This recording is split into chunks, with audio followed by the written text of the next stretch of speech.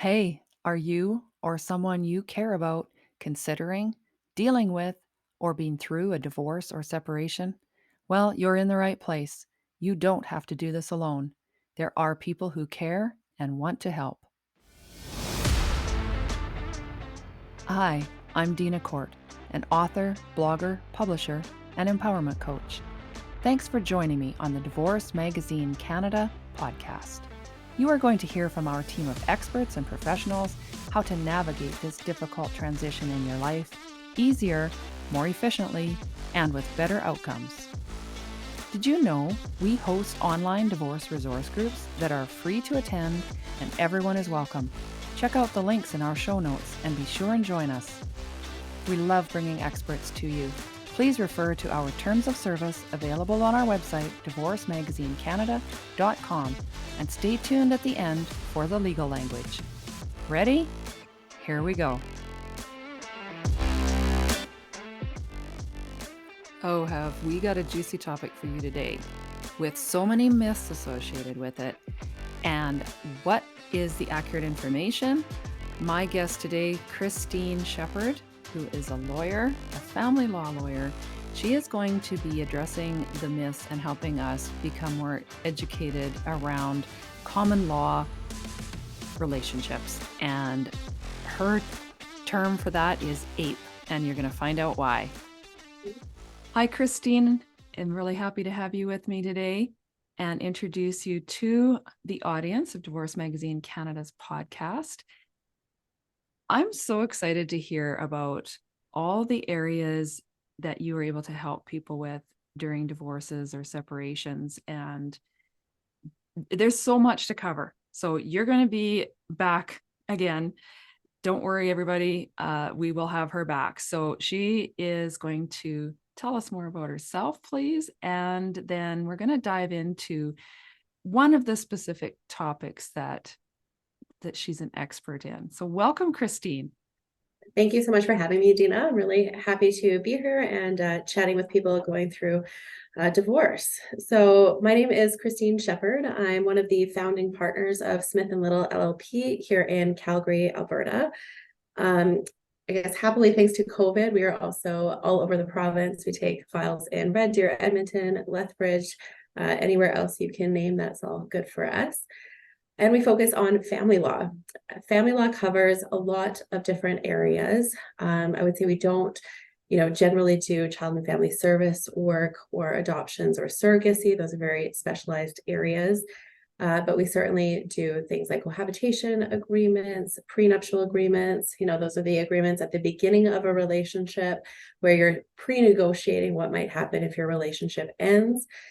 We also do all kinds of parenting issues, child support, spousal support, dividing family property, and then, of course, separation and divorce. So lots of things that we can potentially talk about in future podcasts. But today I'm hoping to chat a little bit about the myths of common law. Ooh, that's a good one. So I like how you described your services because you can help people from beginning to end if, sadly, they do end. So that is good to know that you are more than just the divorce lawyer on the end, and you can help people in many different areas. Now, this is a really interesting topic, and I hear so many myths. And when we've talked before, some that you addressed, I was really quite fascinated to hear your answer on, because there are a lot of myths. And I think even when the timing differs, I believe, by province, on when a common law is considered in effect, according to cohabitation length. Yes, and thank you so much for reminding me. I absolutely have to have a disclaimer that this is, really just a discussion on Alberta and Alberta-specific family law, because you are absolutely correct. It can vary from province to province, and certainly I have no idea about other jurisdictions, such as the United States, right? So this is very specific to Alberta. And the reason I want to be so clear about that is because I'm well aware, there are federal laws as well that will, use the phrase common law. They will define it for, a year, for example, I believe in the Income Tax Act. which is different from how we address people who live together in a romantic relationship and anticipate sharing their property in Alberta. So in Alberta, we refer to those people as adult interdependent partners, and it's a very specific discussion about what that means and when you hit that threshold to become what I lovingly refer to as an ape. So As a what? as an ape, an AIP. Oh, Not an APE, but an AIP. So if I use that phrase, yes, okay. adult Thanks for interdependent. clarifying. It's a challenge. It's a mouthful to say adult interdependent partner Yes. over and over and over. So yes, that's where that comes from. And I might just jump in and talk a little bit about some of the, I guess, preconceived notions that we hear about here. And I don't know if you have any others to add, but some of the things people have asked me about is, we're common law and they think, we've lived together for 6 months or 1 year. So that automatically means that we get to share in each other's property. And unfortunately, sometimes I have to tell people that's not the case. So for clarity, an adult interdependent partner is defined by Alberta legislation, and it means anybody who lives together for 3 years or more in an adult interdependent partnership, or it can be less, such as 1 year if you have a child together. Sometimes people will say things like I said, we get property rights as soon as we have lived together for 6 months or 1 year, and that's not the case. You do have to meet that threshold of adult interdependent partner before you can generally claim for rights under the legislation. There are other aspects to this that can be considered if you don't hit that adult interdependent partnership status, but those are very specific things that I don't know if we have time to get into. So as always, consult a lawyer if you think you might have a property claim and you're not sure. That's good advice, Christine. And it is something that, oh, am I not coming through there? Yeah, it should be. It is something that we do need to clarify. And at the beginning of the program, in the introduction, I do include a disclaimer that everyone's case is very specific to them. And it is a really good idea to use this as a way of educating yourself and informing yourself about some of the aspects that could be involved in a separation or a divorce that you might not have considered, and then can address that with a professional that you see personally. Yes, exactly. Thank you for clarifying that. I do have a couple questions already that have come to mind. So the CRA, or the Canadian Revenue Agency, considers 1 year term or a 1 year time frame, and then it's a common law relationship. And a limit for claiming, can you address that in your presentation for anybody who has left common law or an APE situation, and how many years would they have then to make any claims on that, or that they waive that at a certain point? Yeah, I believe it's generally 2 years from the date where you've ended your relationship. Having said that, it may be extended if, for example, your claim to a property is, something that you own legally, right? So if you're on the title as a joint owner in tenancy or tenants in common, you would be able to extend that claim by virtue of having the legal ownership rights to a house. Right. Yeah, that makes sense. So And it's similar to any other claims, legal claims, is that kind of that 2-year window. Yeah, although it gets trickier once you are into legal marriage, right? So if you're living as a common law partner or an adult interdependent partner for some time, and then you are legally married, the timeline changes about when you're able to make certain claims. So again, very specified advice, but generally speaking, you want to make sure you're protecting your claims as soon as possible. And as soon as you think you potentially have that claim, you should speak to somebody and just make sure that the timelines are correct and appropriate, and you know what you have to work with specifically. Right. Thank you.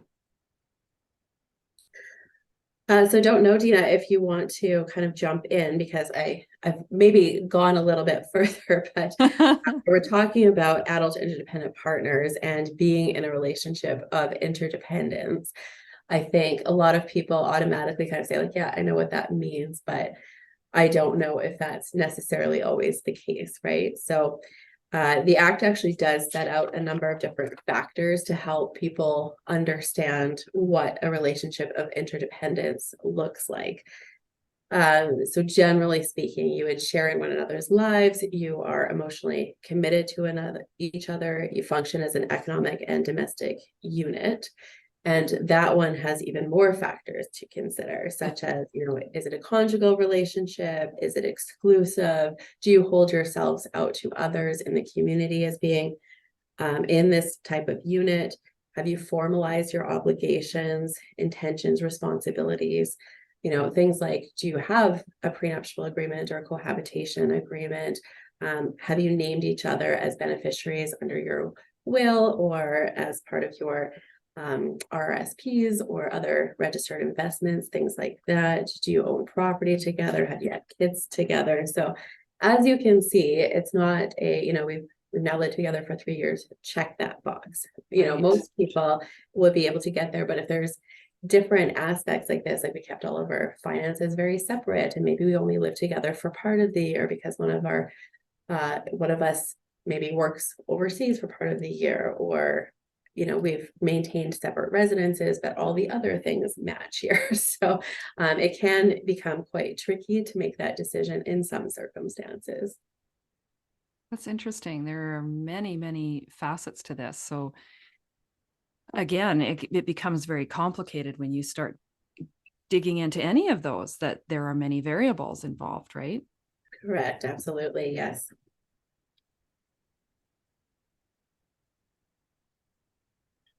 So do you have a presentation you want to jump into now and share with us?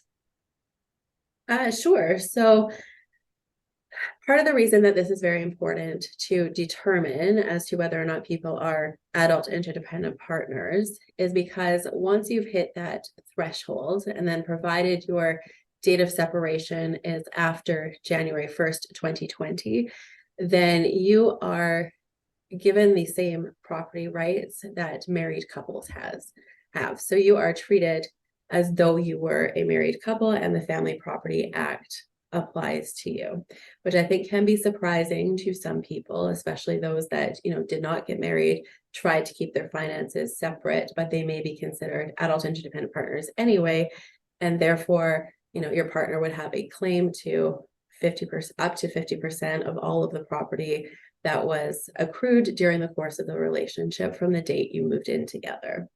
So it goes back retroactively to that date of cohabitation until the date of separation or trial as to when we are going to divide that property. And I think that's a really important part also, is that our act in Alberta says all the property accrued until the date of trial is subject to division. So if you have a lengthy separation, that can be very problematic, especially for the partner who might have been the saver in the relationship, right? So if you separate and then 5 years later, you can be hit with this claim, you've saved a lot of money in there, what now? So again, it's very important to be addressing these issues towards the beginning of a separation, or even before, if you're thinking about it, right? Just talk to somebody to get some information about what might be applicable to you, especially if you're the saver, right? Because when we're talking about family property, we don't just mean things like the house that's included, but we also mean, pensions, RSPs, other registered investments. It can be things like gold and whatever other, lucrative things you might have in your relationship.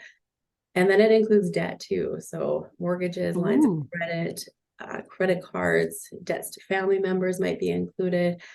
And I think that can also be surprising to some people, especially those who didn't intend to have that shared responsibility for debt. And it doesn't matter in whose name it's held. If you reach that APE status, it's considered family property. We put it into the pot, and that pot is what gets divided at the end of the day. So there's a couple more things I think that arise out of this discussion too. As I've said, it's the date of cohabitation to the date of trial. Lots of people do not get to a trial ever, and they do agree on a different date for dividing the property, and that can be whatever people would like it to be. For the sake of convenience, I think a lot of people will say, the date of separation is what we'll use as the date of division of the property, but it doesn't have to be. It can be, the date that coincides with a year end for your corporation, or some other date that may make sense for your own family circumstances. That's interesting. There's so many components to this. Yes, absolutely. And then, I've sort of generally said, right, that there's this claim to up to 50% of the family property, and the family property is all in one big pot to be divided. But there are some exceptions to the rule, and I would be remiss if I didn't chat about those a little bit. So property that a party goes into the relationship with is considered exempt. So provided it's something that still exists at the end of the day and they can show where that money came from, you get that back out of the pot at the end of the day. So for example, if I had a house and it was worth, I don't know, $450,000, and I had a $300,000 mortgage. So I had equity in that home when my partner moved in with me of $150,000. Provided that's still there, I haven't remortgaged at the end of the day, I would get that first 150 back out of the home before we divide any of the equity. The equity that accrued after that initial date, so let's say it's grown and it's now $200,000. So that $50,000 is shareable between me and my partner. And what percentage, though, is up for debate. It's not an automatic 50-50 sharing, but if we were together for 20 or 30 years, had a bunch of kids together, it's probably going to be closer to that 50%. If it's we were together for 3 years and 1 day, and my partner maybe didn't contribute a lot to that, we didn't have kids together, solely owing to market forces, it might be appropriate to have a lesser percentage payout to my partner. There's lots of other exemptions, we call them. So this is property that is exempt from division. It's the exception to the rule, such as if you get a gift from a third party just to you, or if you alone, sue somebody in your own name for your own loss and you get some money for that, that might be exempt. Inheritances are another big one. Inter vivos gifts are a big one. So those are, gifts that you might receive as kind of an advance on an inheritance. Or other gifts, we see a lot of those ones where, there might be a generational wealth transfer, and, there might be parents that pay a significant amount of money, gift it to their child in order to purchase a home or to have other investments now. So how do you protect those from division as well is another question that will often arise, and I don't know that we have time to get into all of those things, but suffice to say, the general rule, right, you put all the property in the pot, you figure out what those exemptions are, take them back out, and then everything that's left over is divided 50-50. Again, that includes all the assets and all of the liabilities, regardless of whether or not those are in sole names or joint names. Right. Do you have slides that you want to share? You had any visuals that we can share the screen if you want? I know for some people it's easier to see a bit of a list. Yes, that's true. We can certainly and some topics to refer to.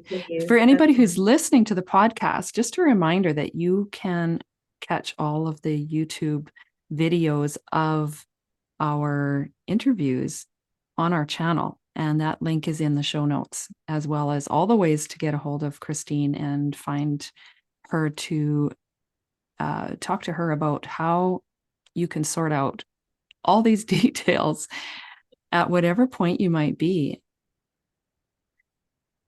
Yes, so if you can bear with me for a second. Yeah, no rush. I kind of put you on the spot there. Share my screen, maybe.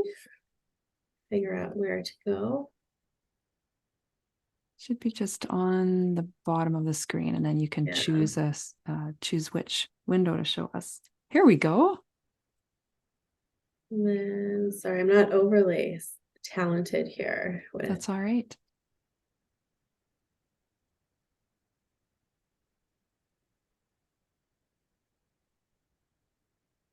I love how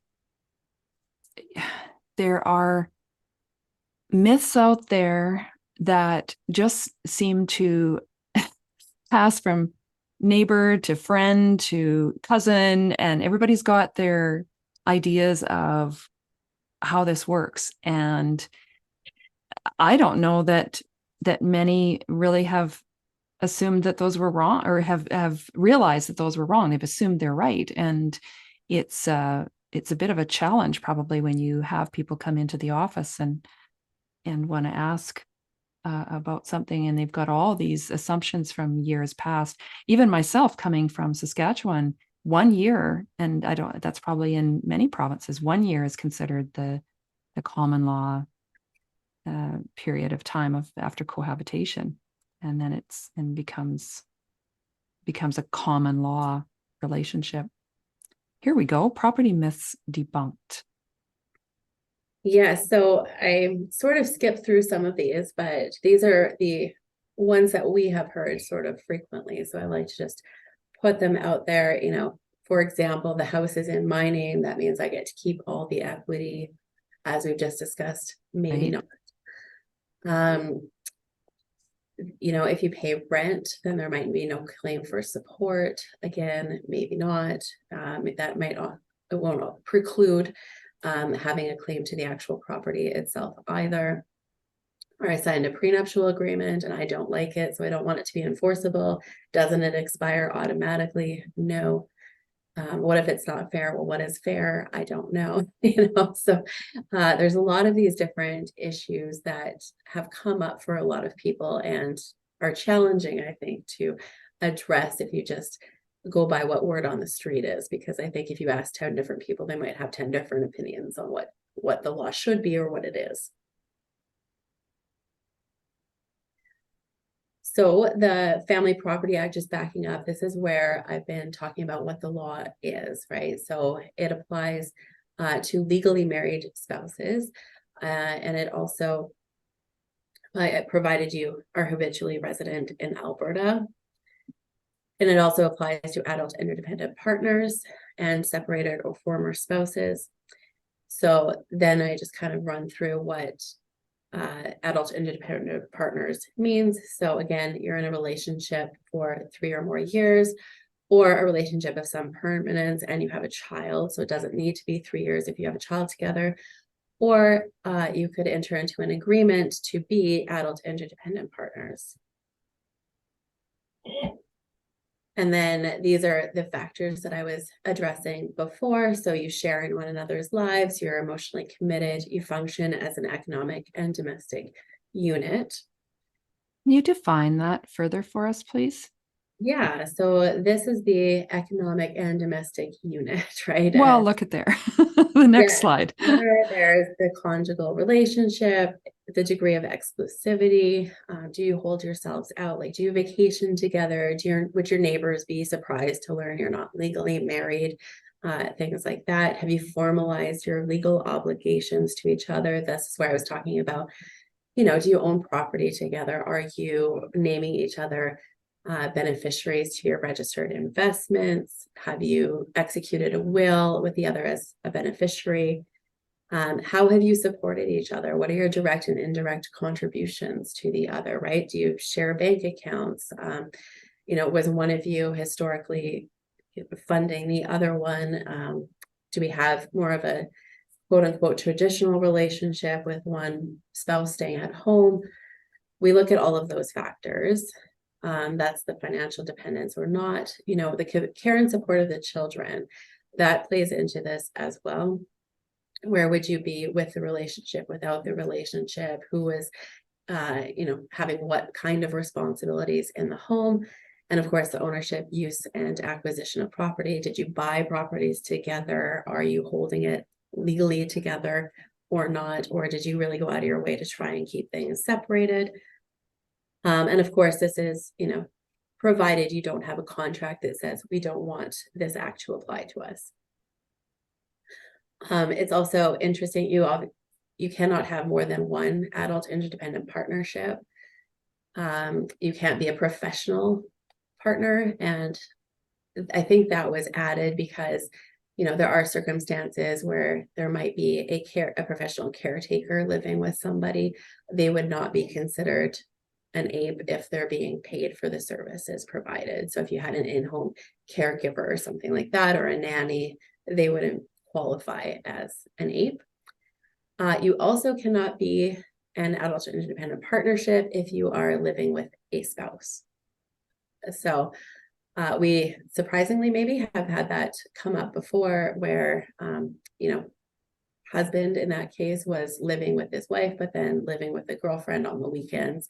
Girlfriend claimed that she was an adult interdependent partner, but she can't be under the act because it was found that the husband was living with his wife. Also, you could be a minor, which is, I think, interesting. And it doesn't actually require, in a romantic relationship. So in some cases, you want to be careful. Like, it could be a family member, it could be someone we might otherwise consider as just, being in a rental relationship. So you want to be careful about some of these things, I think. Yikes, that's interesting. I bet a lot of people aren't aware of that. Mm-hmm. But so once you get into that adult interdependent partnership, then family property is divided equally. So this presentation just runs through what the categories of that property is and how it's addressed. So the first one is that exempt property. Then you have exempt property that has increased in value. And then you have everything else that you've acquired during the course of your cohabiting relationship. And then I've listed out here the exempt property. So these are the things we talked about previously about gifts, things that you had before the relationship, inheritances, insurance policy payouts, damages for lawsuits.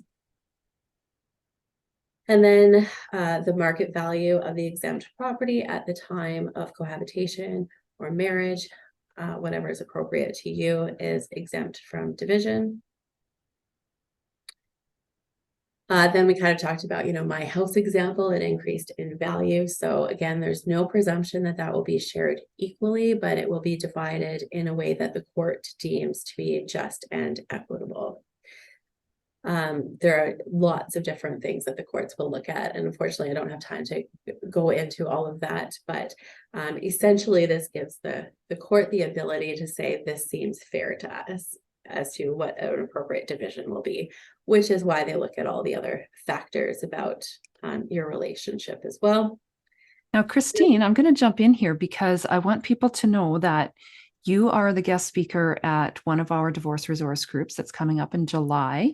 And it's the one, What About Our Property? I believe it's on the 11th, or What About the Property? And you will be going deeper into that topic, more specific to the property. Yes, absolutely. Thank you.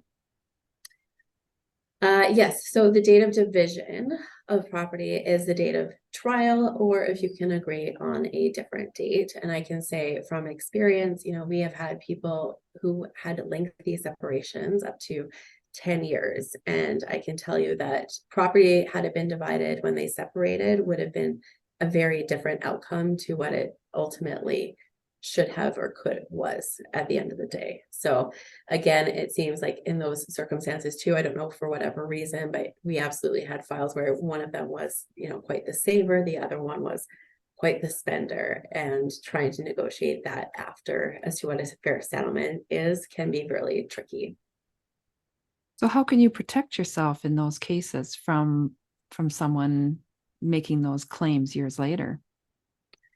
So I guess provided you don't have an agreement already that sets out this is our property on separation. So if you had a cohabitation agreement or prenuptial agreement that dealt with property on separation, that can be your best. The second to that is, once you've separated, put it all, in the records, right? Get those bank statements about what you had if you think you had exemptions, because there is going to be a paper trail required unless you're former partner agrees that you had exemptions. So sometimes what we see in these lengthy separations is somebody will tell us, I had $100,000 in an RRSP when we got together. And the other side says, I don't remember that, show me, right? And they might not be able to go back far enough to get that paperwork. So even going into these relationships, even if you don't have an agreement proper, keep those bank statements from when you moved in together showing, this is what I had, or this was the value of my house, this was what I purchased it for, this was the equity in it, this was the mortgage at the time, right? So as much information as you can have is your best protection. Sometimes, people can accept other exemptions. We've also had them where I've had clients say I had all of these exemptions and the other side says, yep, that's right, I remember all of those things, and we don't actually have to prove them. But being a lawyer, I think, trains me to be a little pessimistic, and it's always better just to keep it in a file. Hopefully you never have to use it, but just in case, you'll be glad that you kept that information. And then seeing a lawyer as soon as you can after that separation, and when you know that that's going to be happening. We can do all kinds of different property division. The good news for people is, if you have a lawyer and you have a full understanding about your finances, you've received all the financial information, you can pretty much do what you choose to do, provided it's generally fair. So having said all of that, the earlier you think about these things, the more options are available to you. And you can trade off property with spousal support, and there's all kinds of different ways of coming to a financial settlement. But again, doing that quickly is better. Hope I answered your question, Dina. I felt like I talked for a really long time. No, you're the person with the information. So I ask a question and then I get your answer. It kind of does. I'm just thinking of, years down the road and you haven't put those things in place. And then someone does come back with a claim. Do you ever see that happening? Like you mentioned, the 2 years, kind of a time limit for a claim. Yes. And again, like provided you're not married, yeah, we have seen those lengthier ones. I would say more so for people who are legally married, because that time limit doesn't start unless you get a divorce. Once you have a divorce judgment, that will start the time ticking for you to bring your property claim. Most people resolve the property. I guess most people who talk to me resolve the property before the divorce, because most of the time people say, I want to figure out our arrangements for our children and our finances, and then the divorce is secondary to that. Good information. Thank you. Sure. So moving on, I'm sure people are wondering, what if we weren't married and we don't qualify as adult interdependent partners? And this again is where it gets even more complicated, unfortunately. So I've sort of set out what the rules are here. There's no presumption that you'll get any of the property, period. You have to make a claim for unjust enrichment. So essentially that test is, you as my partner have gotten some sort of benefit because of something that I did, and it's not fair that you get to keep that benefit. So that's the nut of the claim. It's adjusted a little bit because you can make that claim regardless of, whether you're in any sort of relationship or a family together. If you're in a family together, the courts also look at, is there a joint family venture here? And they look at, did you acquire this together? Are you economically integrated? What was the intent here? Is there an intent to share that value somehow? And have the spouses, or not spouses, sorry, have the partners prioritized the family unit? So we're looking more into, again, what is the fair outcome here, right? How did you guys deal with your property? Was there an intent? Is there any sort of evidence that this property, whatever it is meant to be shared or not? And it can get very complicated. So I guess general tips is to call a good lawyer, because knowledge is power always, right? Even if you're just thinking about moving in with somebody or separating from someone, just knowing what the basic rules are and how they can apply to you is always a good thing, I say.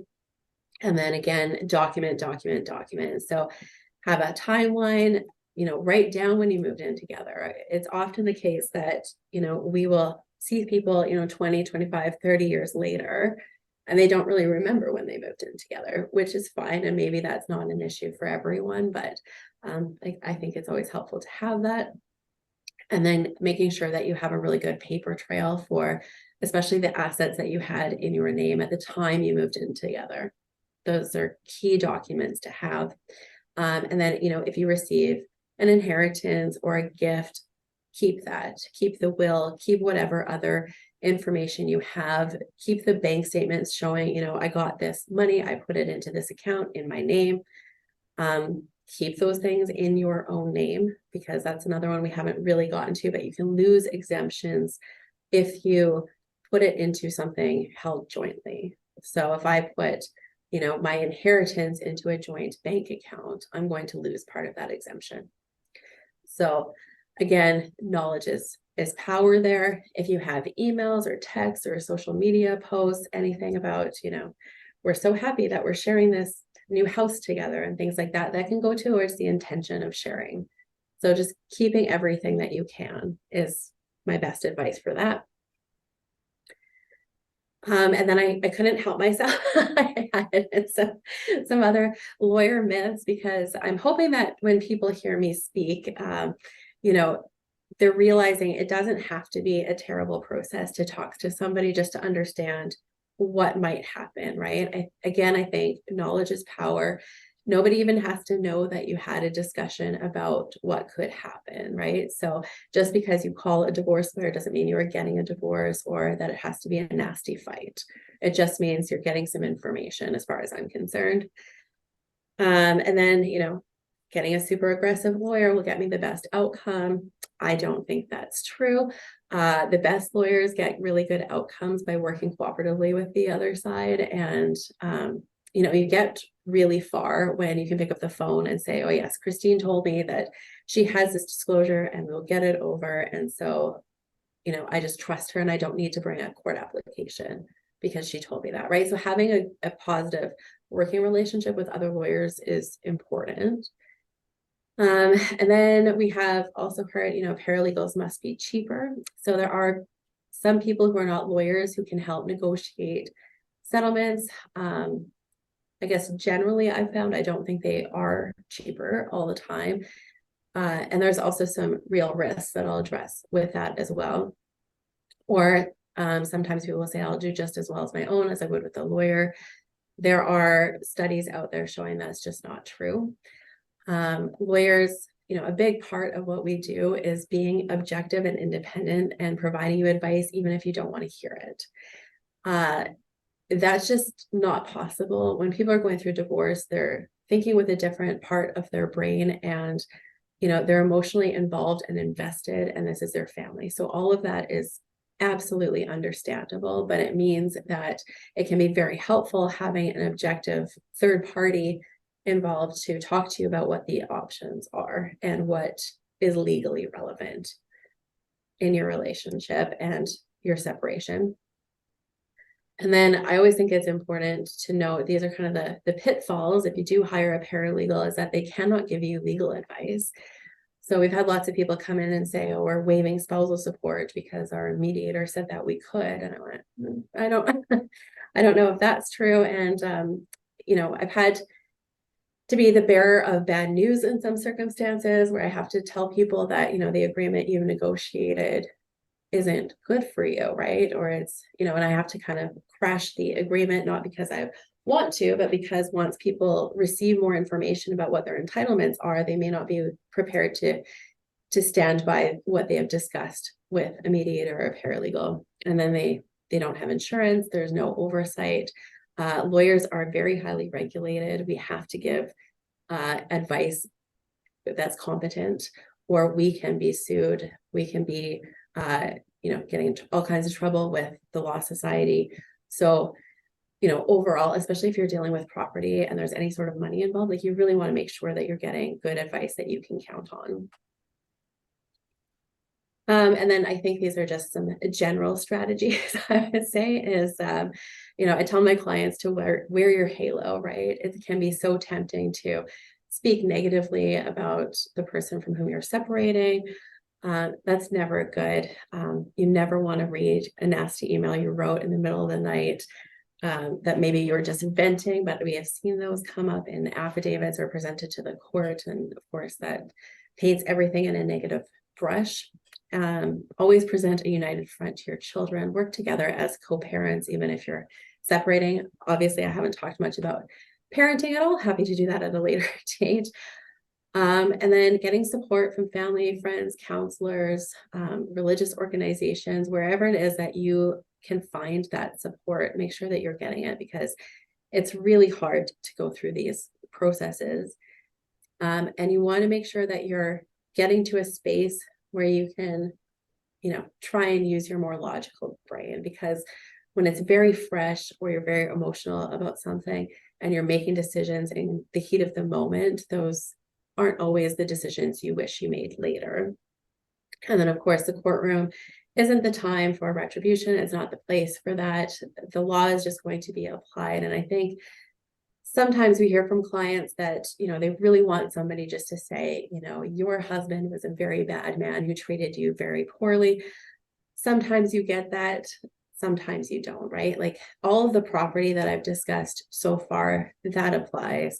It doesn't matter if somebody wasn't the nicest person or committed adultery, wasn't very nice to you, right? So it isn't the place for that. So that brings me kind of to the end of this very brief introduction to property and what happens if you separate. Thank you, Christine. This has been really fascinating, and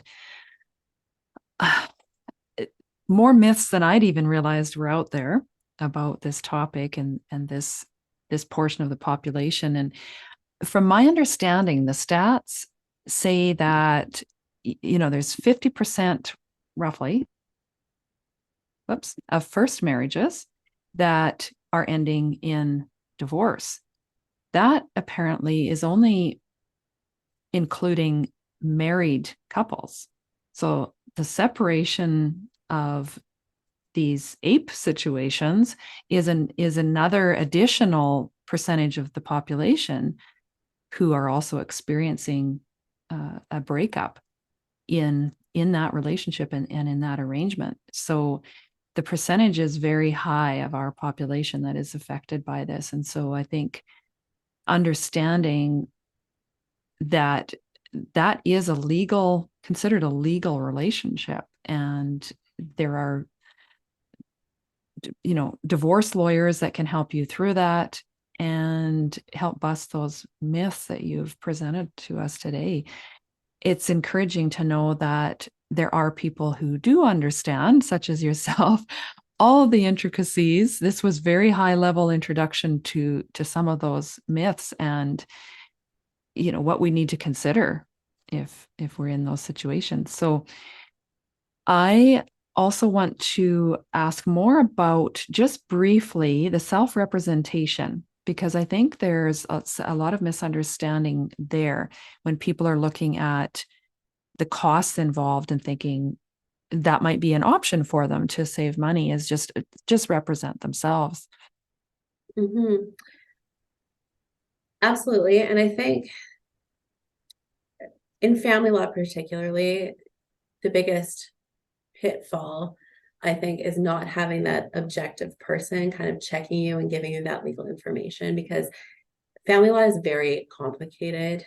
And then if you're self-representing, especially in court, it becomes very challenging because you then have to figure out all the rules of court. And I have to say, even in practice, and there's been so many changes over COVID with where to send what, it's really hard for people to do that to their own benefit if they don't have the legal training. Like I said, there's been studies too that show like the outcomes just don't support self-representing. But of course, I'm fully aware there's a big gap between being able to qualify for legal aid and being able to afford a private lawyer on a full retainer. So there are other options available. There are people who offer divorce coaching. So if you do have, say, a court application coming up and you're not sure, you want to make sure your materials are prepared correctly, you can pay a lawyer just on a flat fee basis to look through your materials, to give you advice, to coach you on how to present your material to the court, and at least make sure that you're hitting what the appropriate legal test is and answering it. Because if you can do that, you're miles ahead of most people. There's also what we call like limited scope retainers. So you might, be in a position to pay for legal advice on an ad hoc or as needed basis.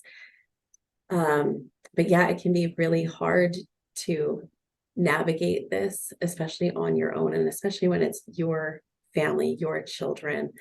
I would just always say, if you can, try and have a lawyer.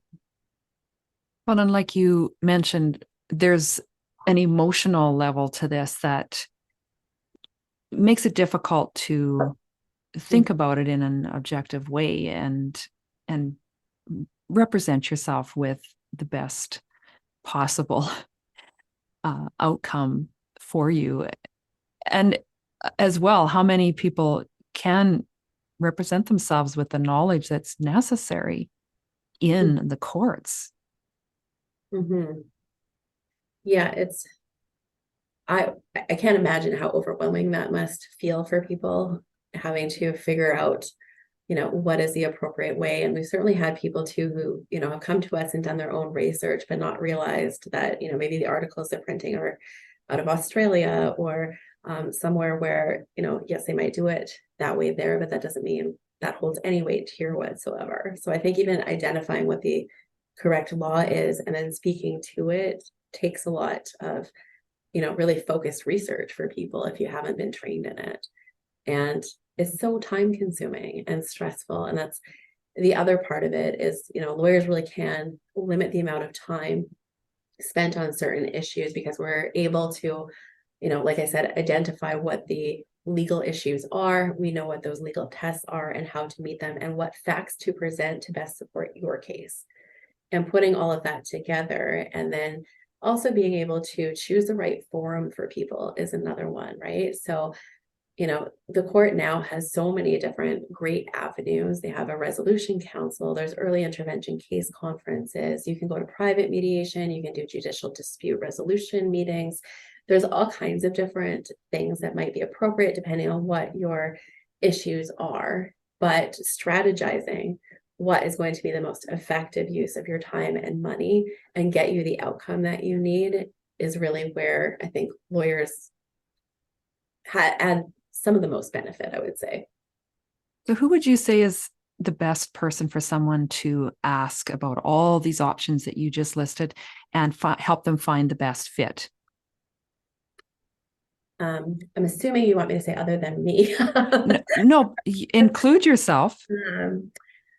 Yeah, it's really hard. So, lawyers obviously are versed in that. It's an obligation under the rules of court that we, consider these different resolution options for people when we're giving them advice. The court options are set out on their website, like the judicial dispute resolution, early intervention case conference. They have resolution council. There's a King's Bench child support resolution program that's also available. So those are all in a piecemeal fashion kind of set out there, and they do have certain qualifications that you need to meet before you can go to certain processes.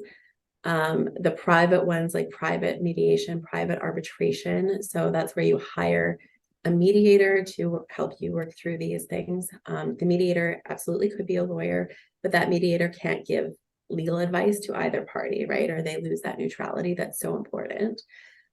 Or arbitration, where you decide we're not going to have a court decide this, but we can't decide it on our own. So we're going to ask this particular third party to make the decisions for us. Again, it's so important which person you're choosing to make those decisions, right? And mediators and arbitrators, just like judges, they all have their own individual skills and talents, right? And so Some mediators very much like high conflict parenting matters. Others are more comfortable with, complicated property issues and maybe trying to divide, family businesses that are worth quite a bit of money. How do we do that with the tax planners and the corporate lawyers and the rest of it, right? Same for arbitrators. People just have their own knowledge base and skill sets. So if you are trying to choose one of those people on your own, I would absolutely suggest, talk to them, find out what they enjoy doing the most, right? Obviously, I have my own roster of people for different things that I choose to go to them for. And then price point is obviously very important too, right? You can go to a mediator in Calgary for $300 an hour. Some of them will do a flat fee. I think it ranges all the way up to about $850 or $900 an hour. And I guess that's the other important piece too, is I wouldn't necessarily just choose somebody based on what their hourly rate is, right? So some of these very high or expensive mediators are well worth it because they were actual judges who sat for 25 plus years. They can get through some of those things very quickly because they're used to that. And you can get a decision very quickly versus maybe finding someone who's not quite as directive or somebody who wants to walk through all the problems together, which is fine. And if that's, what's required to get to an agreement at the end of the day, that's time well spent.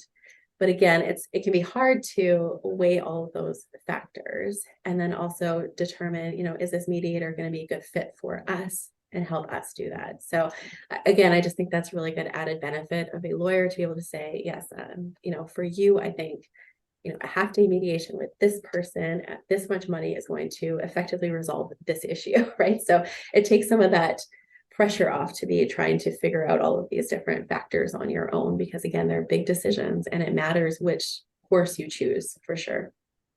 That's great.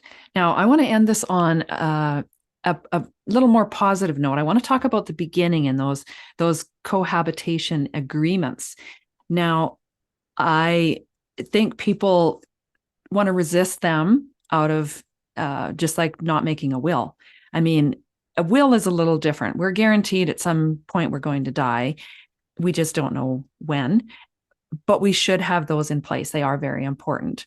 We resist doing it because we feel like, oh, we're signing a death certificate, right? But they are so important for our families or, protecting what our assets are. How do you best encourage people to put those in place, and what are some of the points that they should be considering or be prepared to discuss and include in an agreement like that? Mm-hmm.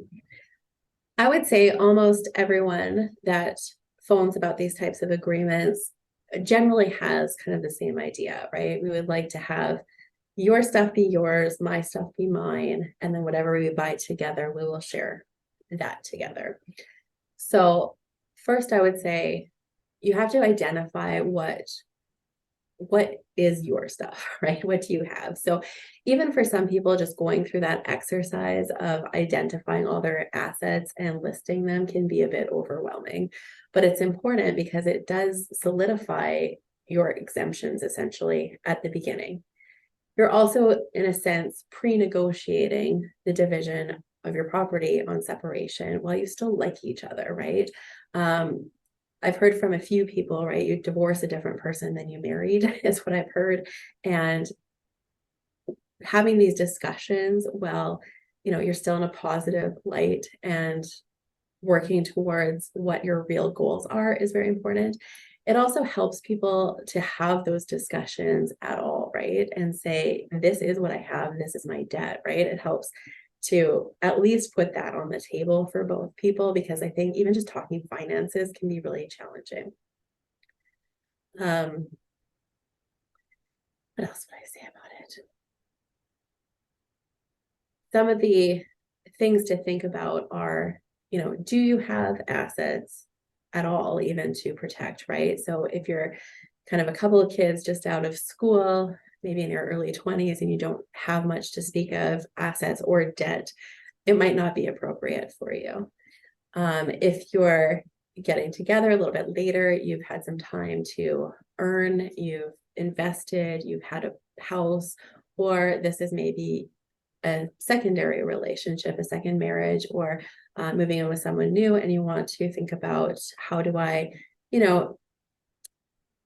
I guess, carve out what might be our property for the children that I might have had before this relationship. Those are some of the questions to be considering about whether these agreements would be appropriate. And where do wills and these agreements impact each other, cross overlap? Is there anything? Yes. So it's really up to the parties as to how they would like that to be addressed. The will and these agreements have to coincide. So if you get your agreement first, you absolutely need to make sure that you're giving a copy to your will's lawyer, or vice versa, right? That we have a copy of the will so we know what the intentions are. Some of them do define a death as a separation, and will say, in the event we separate or one of us dies, this is how we're going to divide our property. Sometimes it doesn't end on death, and it just says, refer to our will if one of us dies. So again, it's up to the parties, and then it becomes very complicated as to whether or not you want to be including some of your assets after death in the cohabitation agreement or the prenuptial agreement, or if it's sufficient to include it in a will, because wills can be changed, right? They're unilateral documents. And so I would suggest, if you're counting on something in a will, you should have it in that contract as a solid backup, because you never know, maybe somebody will change it later on, and you might not even know that they did that or took you out of the will until it's too late, and you've then forgone all of your entitlements under the contract. So some things to think about. Right. Good advice. Well, thank you for that. Christine, it's been a pleasure to spend this time with you and touch on a topic that does have far more myths to it than actual marriage and divorce situations. So thank you for clearing some of that up. And like I said, Christine will be our keynote speaker on our divorce resource group on Meetup, and it's the Learn group. I believe it's on July 11th, but I will include that link as well in the show notes and all the ways that you can reach out to Christine. And I really appreciate your time today to introduce this topic and just help us get a better understanding of a situation, of this ape situation, and what it's like for people in Alberta and the things that they need to consider. Well, thank you, Dina. It's been a pleasure, and thanks for having me. And I look forward to meeting with some of your people on the 11th of July. Fantastic. Have a great rest of your day, and we will chat again soon. Thank you. You too. Hopefully you heard something today that helps you wherever you might be in life. Do you have questions or suggestions for a topic you want to know more about? Let me know. Check the show notes for all the contact information. Follow this podcast and find us on social. Know anyone who might find this information helpful? Be a friend and share it. And hey, thank you for hanging out with me today. Keep smiling that beautiful smile. The world needs your sunshine.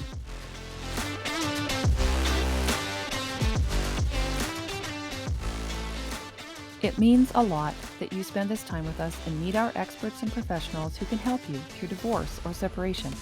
Please refer to our terms of service available on our website, divorcemagazinecanada.com/terms of service. The link is in the show notes. And the legal language, our disclaimer, Divorce Magazine Canada website, events, resource groups, blog, and all content, including our podcast, is intended to educate and provide quality, credible resource information. The contents should not be used as factual until consultation with the appropriate professionals for any guidance. Divorce Magazine Canada does not constitute endorsements for, nor liability for any claims made in the presenting of this information.